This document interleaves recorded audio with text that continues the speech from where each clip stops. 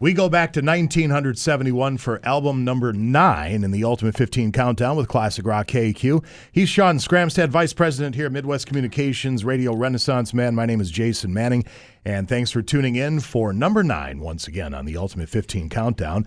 It's brought to you by Music Go Round and Cars Complete Auto Repair in Woodland. We also thank our friends at Gronk's Grill and Bar and Denny's Lawn and Garden. And coming in at number 9 would be the Rolling Stones' Sticky Fingers from 1971. Not my favorite album of all time. Well, we went back and forth because I'm a big Exile on Main Street guy. Yeah. But because Brown Sugar and Wild Horses are on this, I thought it had to. I mean, that just it had to seal it, right? I mean, this was one of their very, very big albums. It was. I mean, it was chock full of hits. What I liked about this album is Mick Taylor. This is the first album that he came aboard with the Stones. Mick's my favorite guitar player that they ever had employed. He's ridiculously talented. Okay. And if you look at the albums that he was on, you had him on Let It Bleed and Get Your Yayas Out, Sticky Fingers, Exile on Main Street.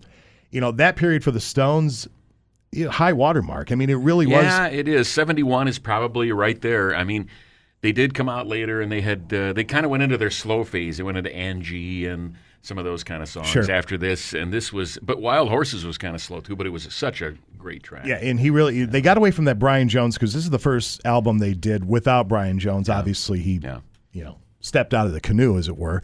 And Mick brought that country flavor, and it got away from kind of that psychedelica, playing the sitar and all that stuff. I was glad they did. That was a really stupid period. So, remember, it was a stupid. Painted Black, one of the Satanic Majesties. Have you ever listened to that? No, that album was a really, train wreck. Really horrible. That album terrible. was an absolute train wreck. Well, the Beatles had Sgt. Pepper's. They wanted to do their thing. Yeah, well, it didn't work out. Well, did you see the album cover? They had those cone heads on. It's like, what are you doing? It looked like big cone heads. Well, yeah, it looked like they're in trouble in class. Yeah, well, I just say that's what drugs are. They do that to people. They do. And somehow they thought that it was a terrible, terrible thing. But anyway, Sticky Fingers is really cool. We were just talking about it off air here a little bit.